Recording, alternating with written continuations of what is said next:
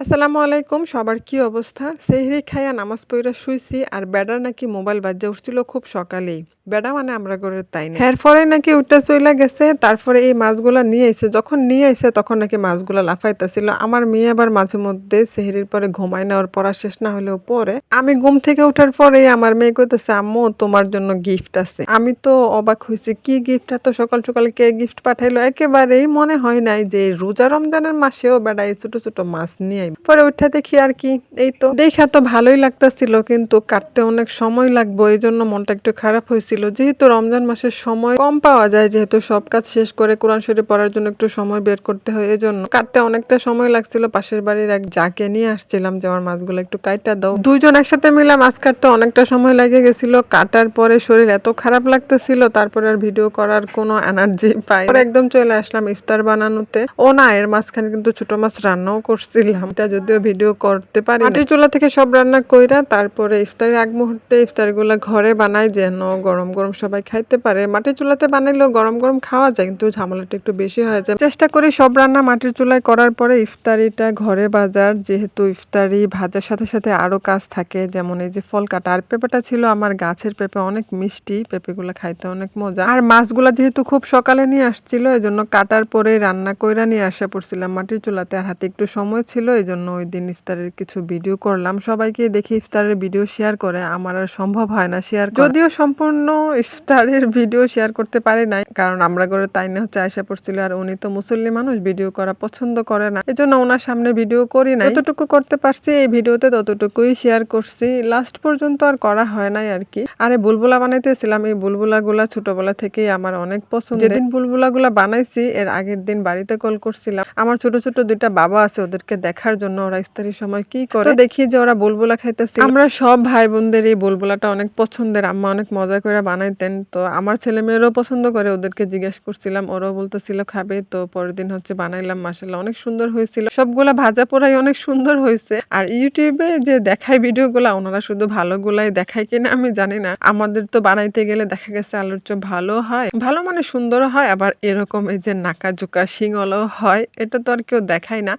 তো আমি ভিডিও করার সময় ওইটাও ভিডিও করছি। এই আলুর চপটা দিয়ে ভিডিও শুরু করার কারণ হচ্ছে আমরা করে তাইনের সামনে ছিল, এজন্য এটাই হাতে নিয়ে হাসতে, হাসতে ভিডিওটা বানাইতেছিলাম। উনিও জানে আমি ভিডিও বানাই, কিন্তু ইফতারের সময় ভিডিও বানাইলে বেশি একটা পছন্দ করে না। এজন্য আমি আর মোবাইল হাতে নিই না। আর দেখেন এই বেগুনিটা মাশাআল্লাহ কত সুন্দর হইছে। খাইতেও অনেক মজা হয়েছিল। রমজান মাসের এই সুন্দর মুহূর্তগুলো কিন্তু শেষ হয়ে যাচ্ছে। আজকে ১৫ রোজা শেষ হয়ে গেল। আগামীকাল ১৬ রোজা। এরকম করে একদিন রমজানও আমাদের থেকে বিদায় নিবে। আমরা সবাই দোয়া করব প্রবাসীদের জন্য। আল্লাহ পাক যেন প্রবাসীদেরকে ভালো রাখেন, হেফাজতে রাখেন।